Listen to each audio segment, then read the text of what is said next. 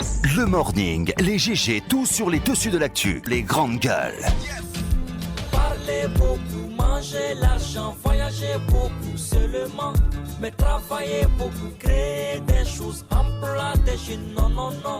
Les dirigeants africains, les dirigeants sont comme ça. Les grandes gueules. Bonjour à tous, merci de nous rejoindre dans cette émission Les GG. Tous les matins, vous avez rendez-vous avec cette équipe qui est au grand complet ce vendredi 17 février. Vous avez 4 possibilités, vous les connaissez, pour interagir à nos sujets, à nos débats. GG au 437, le 657 39 13 13 ou le www.espacefmguinée.info. Ça se passe aussi sur hashtag Espace GG. Et un peu plus tard, nous allons prendre en compte vos réactions.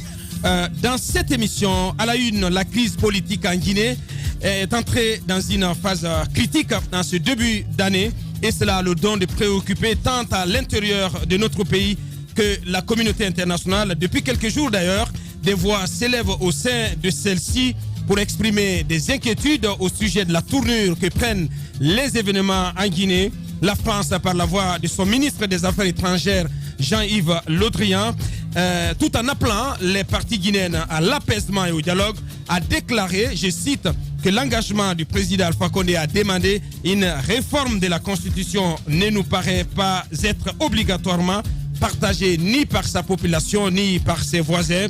Les États-Unis, quant à eux, par la voix du secrétaire d'État aux affaires africaines, non, sous-secrétaire d'État aux affaires africaines Tibor Nagy, ne partagent pas la volonté d'un changement de constitution pour maintenir un chef d'État au pouvoir, même s'ils reconnaissent le droit à chaque peuple de décider de son système politique.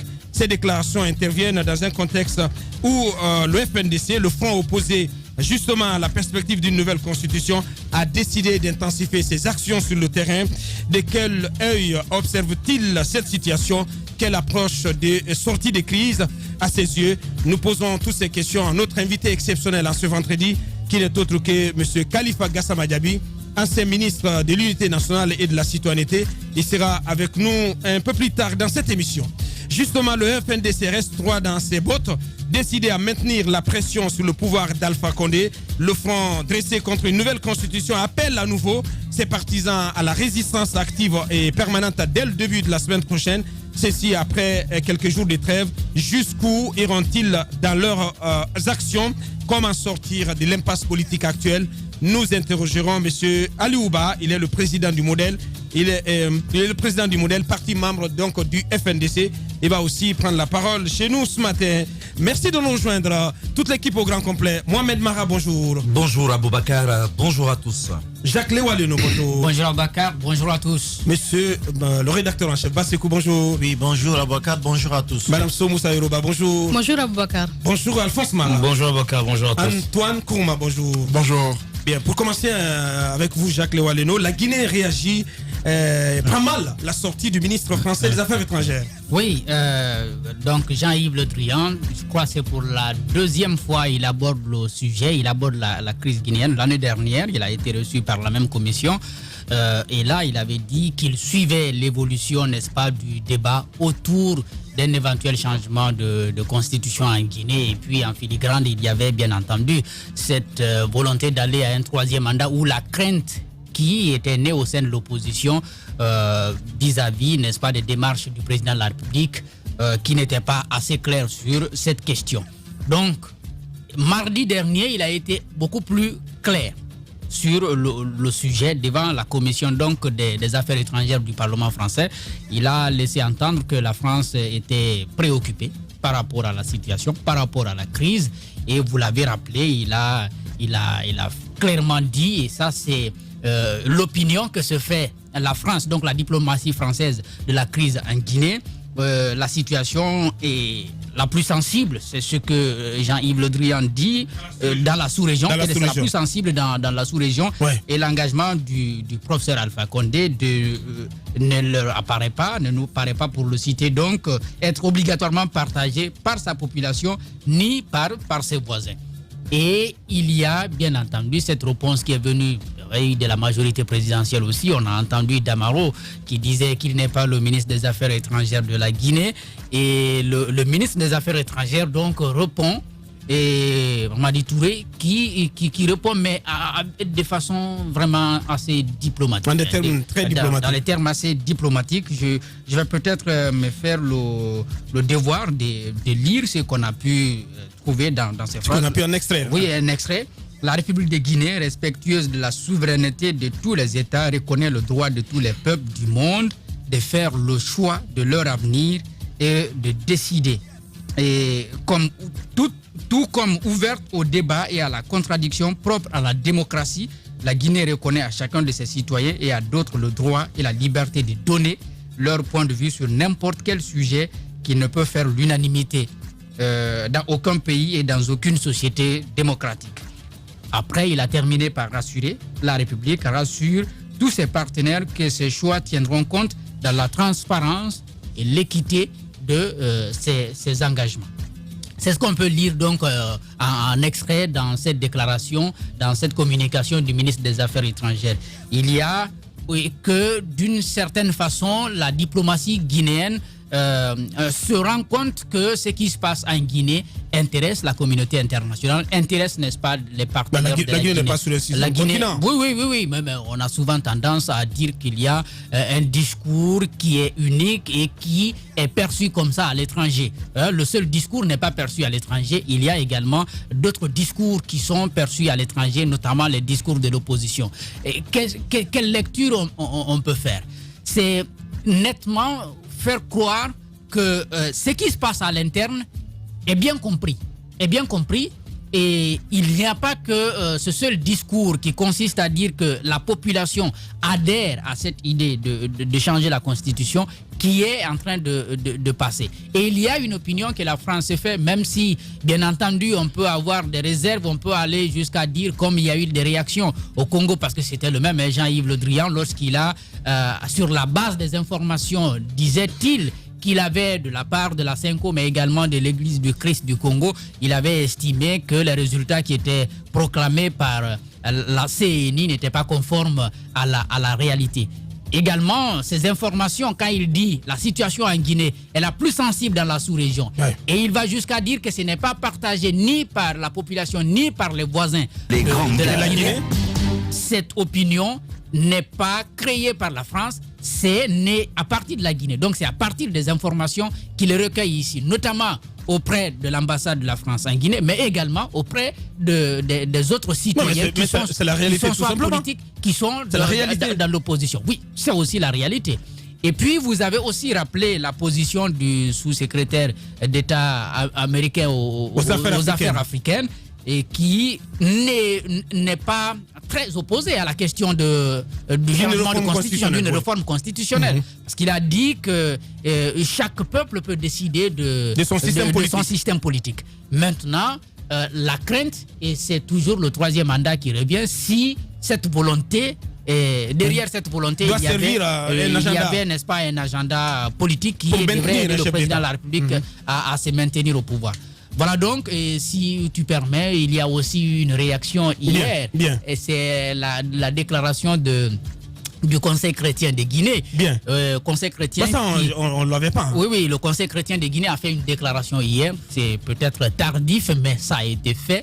Et le Conseil chrétien appelle à des prières collectives. Je crois à partir de demain. Et ça devrait prendre 3 jours. Très bonne initiative. Donc, prière collective, mais également jeûne, en tout cas pour tous les chrétiens ici à Conakry, mais également en faveur de la paix en Guinée. En faveur de la paix. Sauf que derrière cet appel, il y a aussi une demande. On appelle à une trêve à partir du 18, donc à partir de demain. Et pour permettre, n'est-ce pas, aux fidèles chrétiens d'observer ces jeûnes, mais également de participer à ces prières collectives ici à Conakry et à l'intérieur du pays. La déclaration a été rendue publique à l'église anglicane parce que l'archevêque de l'église anglicane de la Guinée-Bissau est le président en exercice du Conseil chrétien de Guinée. Merci Jacques. Allez-y, Bassekou. Oui, Abouakar, je pense que les gens ont la mémoire assez courte dans ce pays. Il est important de rappeler un certain nombre de faits et d'éléments. Lorsque l'ancien ambassadeur de la Russie en Guinée, brigadier, vous vous rappelez, avait peint en blanc, en rose la gouvernance d'Alpha Condé ici, avait même clairement indiqué dans sa prise de position que le président Alpha Condé pouvait donc aller à une réforme constitutionnelle, eh bien, on n'a pas entendu un ministre de la République parler d'ingérence de la Russie dans les affaires internes ici. Ça n'a pas été fait, il n'y a pas eu de déclaration. Ouais. À ce moment précis, je précise que ce sont des leaders issus de l'opposition, de la société civile, notamment regroupés au sein du FNDC, eh bien, qui ont condamné la sortie... Le FNDC n'avait pas vu le jour à l'époque. Si, bien sûr, ils avaient condamné... Peut-être que j'ai aussi il y a la mémoire quelques courte. FNDC, en tant que mouvement, n'avait pas encore vu le Voilà, jour. peut-être que j'ai la mais mémoire courte. Mais oui. j'ai vu le jeune Oui. Abba du Knox qui a pris Oui, la tête voilà, dans ça d'une également, contestation. c'était- Dans ça, c'était exprimé. Il y a quelques acteurs politiques que nous avons eus dans nos différentes éditions d'information ici qui s'étaient exprimés sur ça. Ce qui est évident, c'est que la situation qui prévaut aujourd'hui en Guinée, on peut qualifier cette situation de crise. C'est une crise majeure aujourd'hui. Il y a une crise politique, mais aussi Crise sociale. Il y a une crise sociale.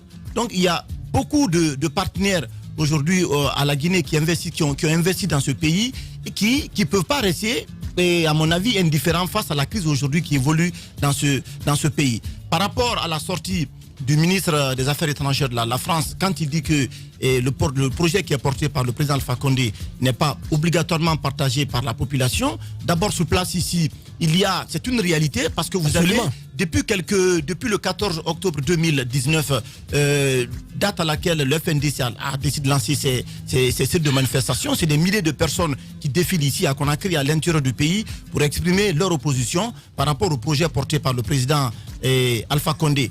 Dans la sous-région, c'est vrai que pour le moment, c'est le président Ibeka, clairement le président malien, quand même, qui a dit clairement dans une interview accordée au GG que le président Alpha Condé pouvait quand même porter l'initiative d'aller vers Une réforme constitutionnelle. Une réforme constitutionnelle.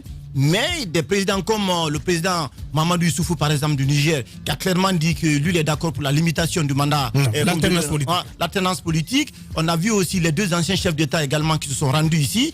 Tout ceci, ce sont des personnalités de la sous-région qui appellent clairement la limitation du mandat dans ce pays. Je crois, pour terminer, des voix, quand une situation comme ça se pose aujourd'hui, au-delà de la communauté internationale, c'est important que des gens puissent prendre position, que des artistes engagés, que des acteurs de la société civile.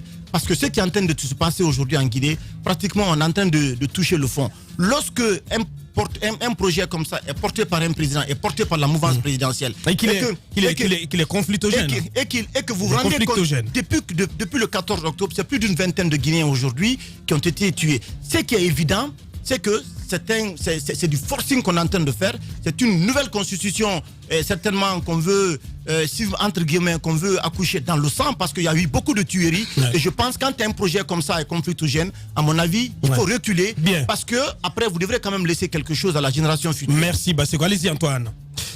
Je crois qu'il est important parfois, lorsque les diplomates s'expriment, de lire entre les lignes. Et les propos de Jean-Yves Le Drian, il faut qu'on les décortique. Il a employé le terme obligatoirement, l'adverbe obligatoirement, qui à mon avis a son sens dans ses propos. Il a dit qu'il n'est pas sûr que toute la population guinéenne soit d'accord avec. Mais à l'interne, nous qui savons les réalités de la Guinée, savons qu'il y a une partie en Guinée qui est d'accord avec. Il ne faut pas qu'on le nie. Il y a des Guinéens qui, avec Alpha Condé, ne le cachent pas, soutiennent le projet d'Alpha Condé. Il y a des Guinéens qui, à Conakry, tout comme à l'intérieur du pays, suivent l'idée du président Alpha Condé. Faut pas qu'on le nie aussi. Donc si le ministre des Affaires étrangères française dit que la population guinéenne n'est pas d'accord avec, à mon avis, son raisonnement, pour moi, est un peu faussé, parce qu'il y a une partie de la population en Guinée qui dit qu'elle est d'accord avec ce que veut Alpha Condé comme projet de nouvelle constitution. Cela, faut pas qu'on le nie. De l'autre, vous dites, mais t'as pas à me comprendre. Je donne mon point de vue. T'as pas à me comprendre. Oui. Je donne mon point de vue. Oui. J'estime que les propos du ministre des Affaires étrangères françaises, pour moi, en disant que il n'est pas obligatoire, ce n'est pas obligatoirement que les populations guinéennes soient d'accord avec, j'estime qu'il faut relativiser. Parce qu'il y a des citoyens en Guinée qui ne le cachent pas. Il y a la Côte du Nord qui a été créée pour soutenir la nouvelle constitution. Il y a le FNDC qui a été créé. Tous les deux sont contradictoires. Est-ce qu'on va dire que l'un étant contre est plus guinéen que l'autre? Je dis non. Il y a des Guinéens qui, de façon officielle, solennelle, ont exprimé leur désir d'avoir une nouvelle constitution. est-ce qu'on va, on va nier à ceux-ci le droit de soutenir la nouvelle constitution? J'ai dit non. Si le ministre des Affaires étrangères français s'exprime de la sorte, il a notre devoir de relativiser en disant qu'en Guinée, il y a des personnes qui, malgré les conséquences, qui malgré les dangers, disent qu'ils sont d'accord pour qu'Alpha Condé dote la Guinée de la Constitution. À ce niveau, je dis ceci. Alors pourquoi ça dérange la sortie de... Est-ce que grandes gueules. La diplomatie guinéenne avait besoin de répondre à Bakar, il faut comprendre. Les propos du ministre français n'arrangent pas forcément la Guinée.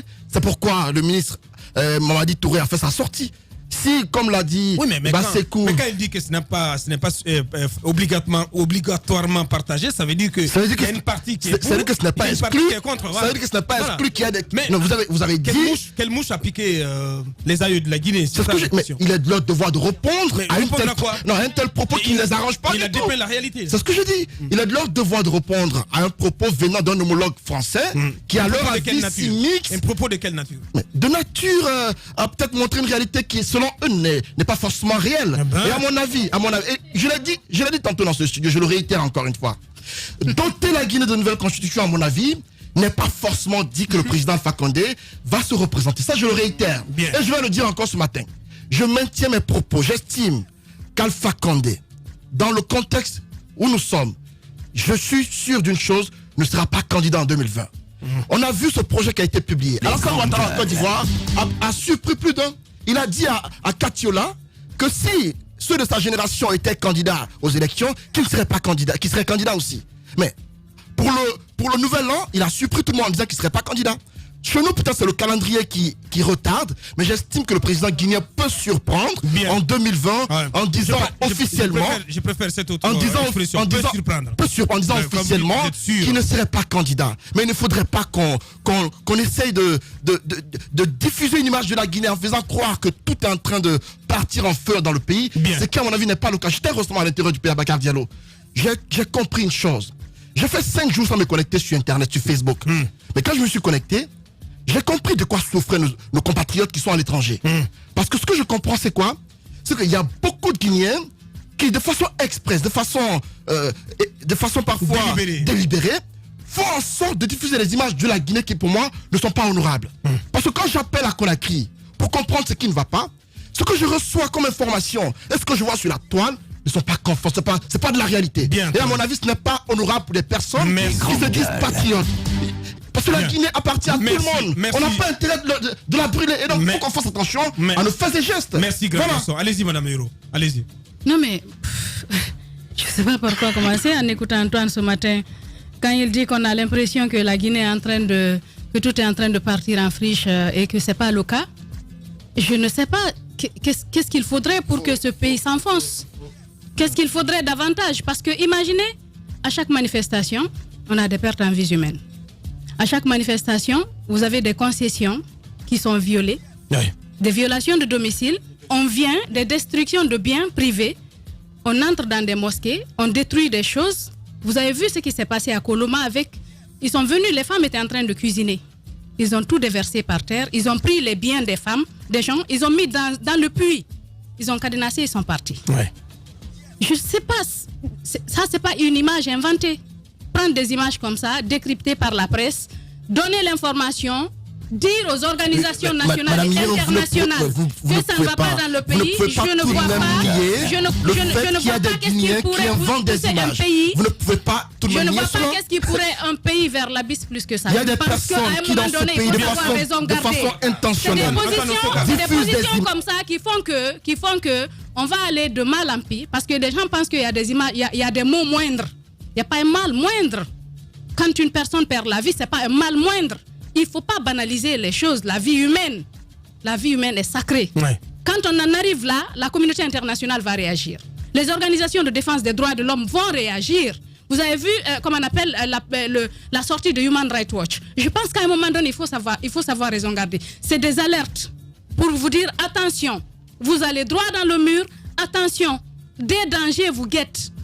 Vous êtes en train de vous détourner d'un chemin qui est préalablement tracé, qui pourrait vous aider à aller de l'avant en respectant vos lois. Je pense qu'il faut essayer. Cette sortie, c'est pas une façon c'est pas une façon de revenir à la colonisation. La Guinée fait partie du monde aujourd'hui. Pourquoi quand il y a attentat en France, en Guinée, ici on compatit? les autorités sortent des discours pour soutenir ou pour faire des choses. C'est parce que la Guinée n'est pas, comme on appelle, à la marge du monde. Alors, nous faisons partie de ce village planétaire aujourd'hui. Quand il se passe quelque chose sur nous, les gens s'intéressent. Mais imaginez, c'est selon. Quand il y a une sortie, c'est selon que ça vous arrange ou pas. C'est quoi parler de la sortie du brigadier ici, n'est-ce pas? Ça n'a pas dérangé les autorités guinéennes. Pourquoi? Parce que ça les arrange. Et le IBK a parlé, il a soutenu, on a applaudi parce que oui, ça nous arrange. Mais je pense qu'il faut mettre la Guinée en avant. C'est ce pays qu'on a en commun. C'est ce pays qui peut... Il faudrait qu'on se réveille un matin, qu'on se dise que oui, ça va. Mais si ça continue à cette allure, c'est pas une façon de vendre une mauvaise image de la Guinée. Reconnaissez que ça ne va pas en Guinée. Parce qu'il y a des jours où tu te réveilles à Boubacar, tu te demandes quelle voie emprunter pour aller travailler. Bien sûr. Il y a des jours où tu te réveilles, tu enfermes tes enfants à la maison par question de sécurité. N'est-ce pas? Je pense qu'il ne faut pas tout dépeindre, peut-être en noir, mais il y a des choses qui ne vont pas. Bien. Il faudrait que nous, Guinéens, on prenne conscience de cela, qu'on prenne les choses selon la façon dont elle est en train de se passer. C'est pas parce que tout est rose. La mesure de la gravité. Justement, c'est pas parce que tout est rose pour nous que ça l'est pour, par exemple, une mère de famille qui a perdu son enfant. Bien, merci. Allez-y, Alphonse. Pour moi, cette sortie du ministre des Affaires étrangères, c'est un rappel. La France est un partenaire de la Guinée. Quel ministre des Affaires étrangères? Le ministre des Affaires étrangères de la Guinée. De la Guinée. C'est un rappel à celui de la France. C'est pas un rappel à l'ordre. Non, c'est un rappel à l'ordre. Ah ben? La France est un partenaire à la Guinée. Et il faut souligner que... En quoi c'est un rappel à l'ordre? Non, quand vous vous adressez à un partenaire, c'est en consultation, pas un communiqué que vous diffusez sans préalablement lui consulter. Eh ben non. Non, écoutez. Non, s'il vous plaît. Brigadier, vous parlez du cas de Brigadier. Non, ouvrez. Vous parlez du cas de Brigadier. Il l'a dit, il résidait à Conakry. Mais ce ministre réside en France. Il représente la France quand il parle. Non, écoutez, Madame Hierro. Quand il parle au nom de la France. Et la meilleure chose qu'il devait faire, c'était par exemple envoyer un courrier ou appeler son homologue guinéen pour savoir qu'est-ce qui se passe. Parce qu'il a reçu... Je te rappelle. Ça se passe ainsi. Je te rappelle qu'il a été interrogé par la Commission des Affaires étrangères du Parlement français. Oui. Maintenant, la commission a répondu.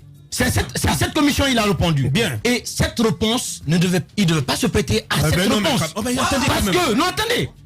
Attendez, il est allé sur la base des informations qu'il a reçues. Attendez, mais si on suit ta logique, c'est que... Ils ont une représentation diplomatique en Guinée. C'est bien, c'est ce que je veux dire. Si on suit ta logique, personne ne doit se mêler aux affaires guinéennes. Non, ils doivent se mêler des affaires guinéennes, mais il aurait dû peut-être demander, lors de cet interrogatoire, de laisser consulter les autorités guinéennes et de faire un retour. Parce que sur la base de ce communiqué, je condamne. Sur la base de ce communiqué des affaires étrangères guinéennes, oui, non, je condamne. Vous savez, il n'est pas son premier exercice. Attendez, tu t'entends parler? Je m'entends parler. Il n'est pas son premier exercice. Bien. Non, attendez.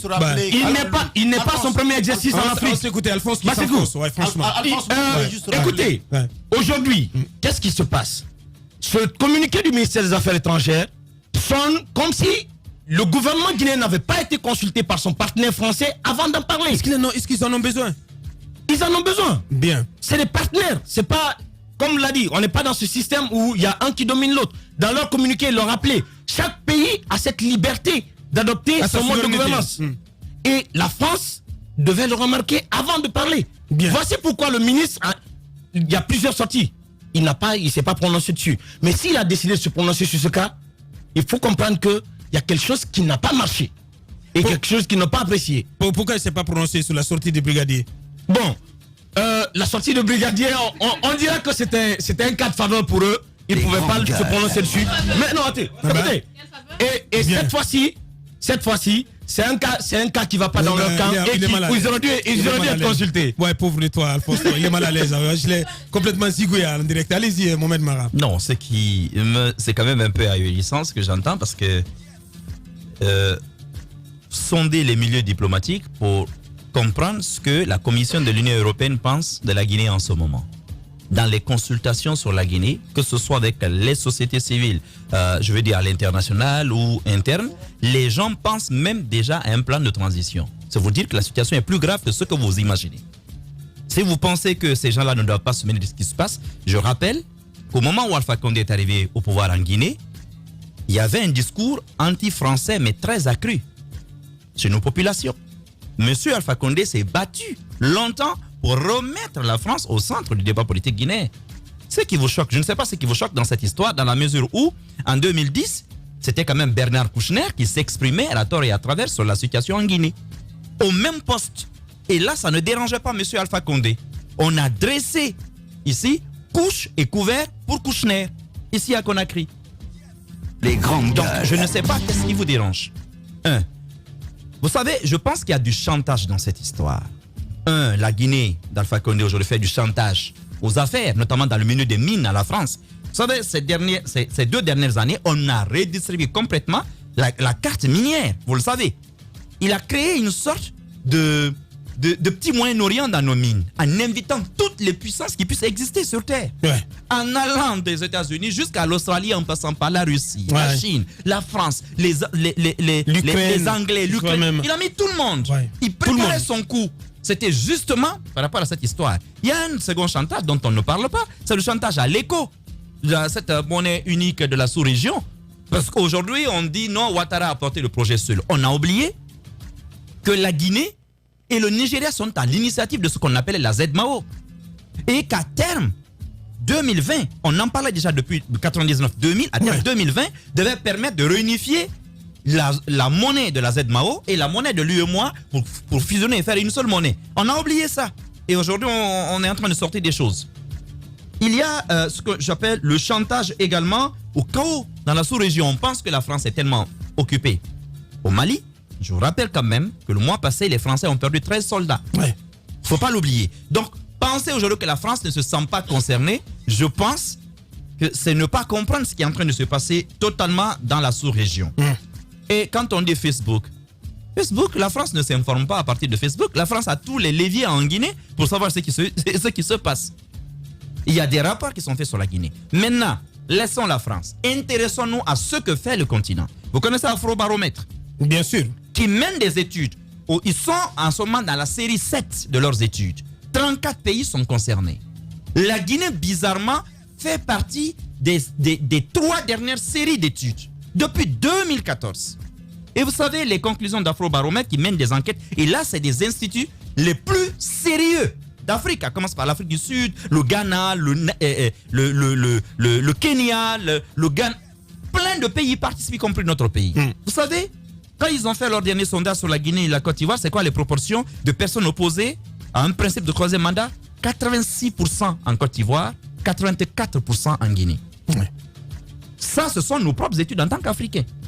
Et de l'autre côté, vous semblez oublier qu'il y a une législation quand même sur le continent. Il y a Sciences Po Guinée aussi qui prépare un rapport. Se prépare début de semaine. Mais je les conseille quand même de se rapprocher d'Afrobaromètre. Il y a une expérience beaucoup plus large parce que c'est quand même des instituts les plus crédibles au monde aujourd'hui qui collaborent avec des instituts africains et qui mènent ces études, y compris des universités les plus prestigieuses du continent. Si vous ignorez qu'il y a réellement un risque de chaos dans notre pays, je pense que vous n'êtes pas en train de faire attention à quelque chose. Regardez ce qui se passe avec la Ligue islamique nationale. Tout le monde sait ce qui se passe au Mali. La grosse frayeur aujourd'hui de beaucoup de milieux diplomatiques, c'est que le problème qui se présente au Mali, notamment entre milices Peu et les milices Dogon, ne traverse la frontière à cause des discours qui commencent à pointer à l'horizon dans notre pays. Les gens ont peur qu'il y ait une collision. Si on vit dans un environnement aujourd'hui qui est délétère, qui est même électrique, je dirais. Il faut faire attention à cela. C'est pour cela que des discours vont en guerre de nos gouvernants, nous ne pouvons pas chercher ni à les justifier, ni même à les expliquer. Dans la mesure où nous violons la législation continentale sur les questions de bonne gouvernance démocratique et électorale, nous violons les principes communautaires de la CEDEAO. Là-dessus, je pense même aujourd'hui que la société civile guinéenne devrait porter cette question de réforme constitutionnelle devant la cour de la CEDEAO. Parce que l'ensemble des pays de la CEDEAO ont l'obligation de faire respecter les avis de cette cour dans chaque pays membre. Je pense aujourd'hui qu'il faut traiter l'État guinéen ainsi qui est en train de se mettre en marche. Vous entendez le discours? On se comporte comme si on était sur Vénus. La planète qui tourne à l'envers des autres. Nous sommes sur une planète. Aujourd'hui, une situation explosive en Guinée, et c'est là où je suis d'accord pour une fois avec Yérim Seck du Sénégal, va embraser une situation chaotique en Guinée, va embraser le Sénégal, va embraser le Libéria et la Sierra Leone qui se relèvent à peine de décennies de guerre civile va embraser la Côte d'Ivoire où les fondements du pays sont quand même ébranlés. On ne parle pas du Mali, on ne parle pas du Burkina là. Donc je pense qu'il faut y penser à tout cela. Aujourd'hui, je vais terminer là-dessus. Nous avons un processus en cours, c'est une crise politique qu'on est en train de greffer à une crise électorale. Et là, c'est un cocktail dangereux. C'est un cocktail dangereux dans notre pays. Donc ce que je dis, est-ce que ce sont les médias aujourd'hui qui donnent de mauvaises images à la Guinée? Lorsque des policiers giflent des vieillards dans un pays, lorsque vous avez entendu des discours tenus par des policiers le 4 novembre, le jour de l'enterrement de ces 11 là, des discours mais extrêmement graves pour la cohésion entre ethnies dans notre pays, vous avez entendu ces discours, dites-moi que ce pays n'est pas fragile. Je pense plutôt que nous devons tous appeler à la raison chez à la fois nos gouvernants, nos acteurs politiques, la société civile, plutôt que de vouloir coûte que coûte chercher à justifier quelque chose. Je pense que la réponse proposée par Conakry, ce qui est en train de se passer, n'est pas normal. Un seul homme qui prend un pays en otage et qui met ses fondements historiques, politiques, économiques en difficulté, en mal, je pense que cet homme-là, il est plus proche d'un criminel de guerre que d'un homme d'État. On se calme, merci. Merci Mohamed. Allez-y pour clore. Vous savez, il faut que nous sachions, je suis d'accord avec l'un des points du raisonnement de Mara quand il parle de savoir raison garder des différents camps. Et je l'ai toujours dit dans ce studio. Il est important que chacun sache mettre la Guinée au-dessus. Mais il y a de ces propos que j'entends dans la presse, sur les médias, dans les réseaux sociaux et tout cela, qu'il ne faut pas honneur à la Guinée. Il faut qu'on le dise. Il y a des Guinéens qui, à mon avis, se font passer pour plus Guinéens ou plus patriotes que d'autres. Mais en le faisant, ils font dans la pyromanie. Je suis désolé. Mais attendez, je le dis. Il y a des Guinéens qui parfois ont tendance à faire croire qu'en diffusant des images malsaines de la Guinée ou des images erronées sur la Guinée, ils rendent service au pays ou ils rendent service à l'étranger. Mais ils sont en train de nuire à notre image. C'est pas à l'image de la Guinée. À l'image de la Guinée. Ce que je dis, je le réitère. On est à l'interne. On a pour devoir. On a pour devoir en tant que journaliste et médias de relayer ce qui est évident dans le pays. Ce qui est évident, c'est quoi? C'est ce que tout le monde fait. Sauf que parfois on a comme l'impression qu'il y a on a envie de nier l'évidence, ce qui n'est pas correct. Et pour clore, j'ai suivi des leaders d'opinion. Lorsqu'il y a eu des dégâts à travers le pays, des cas de mort, des leaders se réjouir en disant que la journée s'est bien passée pendant qu'il y a eu des cas de mort et des dégâts importants. Attendez, mais ils font le bilan de leurs actions. Mais un bilan, en se réjouissant d'un bilan aussi catastrophique, j'estime que ce n'est pas faire preuve de responsabilité. Pour moi, il est important. Lorsqu'il y a des cas de mort aussi importants, il est important de savoir s'arrêter. Et je le dis tous les jours, c'est important qu'on s'arrête et qu'on réfléchisse à ce qu'on nous voulons concrètement dans ce pays. Merci Antoine. Voilà. Tout est important. Allez-y Jacques, pour clore en 30 secondes. Pour clore rapidement, parce que j'ai entendu dire l'État guinéen ne devrait pas répondre. Non, je pense que l'État guinéen pouvait donner une réponse. Et la réponse qui est proposée par le ministère, en tout cas le ministère des Affaires étrangères, c'est une réponse assez diplomatique dans laquelle même le ministre va jusqu'à donner des assurances, quitte à respecter ses engagements. Mais il essaye de rassurer. Donc la réponse de Conakry, c'est une réponse à mon avis responsable. Et bien entendu, c'est dans les actes qu'on doit pouvoir juger. La suite dans un instant. Radio Espace, les grandes gueules. Leur spécialité, c'est la démesure totale. Tant qu'ils ne changeront pas, nous ne changerons pas non plus. Les grandes gueules, à suivre tous les jours sur la radio d'opinion. Radio Espace.